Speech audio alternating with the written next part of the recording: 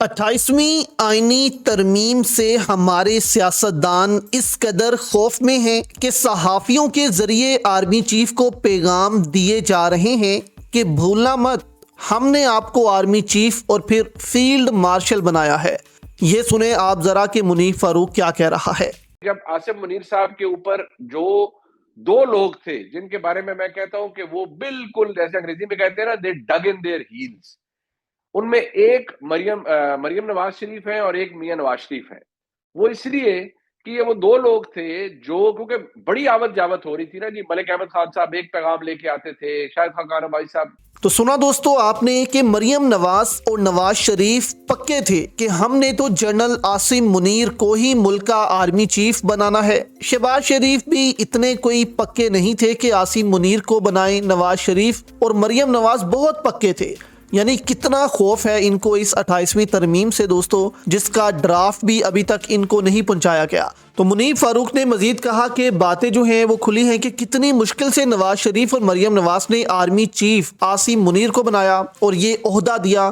तो आखिर दोस्तों ये 28वीं आईनी तरमीम से डरे क्यों हुए हैं? असल बात यह है जो आपके सामने रखने जा रहे हैं कि 28वीं आईनी तरमीम से मरियम नवाज और नवाज शरीफ क्यों डर रहे हैं, इसके अंदर आखिर है क्या। मुनीर फारूक ने दोस्तों मजीद कहा कि नवाज शरीफ और मरियम नवाज इतने मुश्किल में थे कि शहबाज शरीफ को एक रात जो है वो ज़बरदस्ती उठाया गया। वो नींद में थे, उनको कोविड था, उनको ज़बरदस्ती जो है वो उठाया गया उनके जो है वो मुलाजिम की तरफ से। उन्होंने कहा कि बाहर आपको जो है वो बुला रहे हैं। जब शहबाज शरीफ बाहर गए तो उनको ज़बरदस्ती कहा गया कि आप इसको आर्मी चीफ बनाएं, इसको आर्मी चीफ बनाएं। कभी तो जनरल बाजवा को लेकर ही लोग शहबाज शरीफ के पास पहुंच जाते थे कि जनरल बाजवा को जो है वो आप एक्सटेंशन एक बार फिर से दे दें, 6 माह की एक्सटेंशन दे दें, उसके बाद जो है वो एक नया आर्मी चीफ आप बनाएं। लेकिन नवाज शरीफ पक्का था। शहबाज शरीफ को तो यहाँ तक धमकियां मिल रही थी कि हम मार्शल लॉ लगा देंगे, हम ऐसा कर देंगे, हम वैसा कर देंगे। लेकिन नवाज शरीफ जो है उन्होंने कहा कि जो करना है कर लो, मार्शल लॉ लगाना है लगा लो,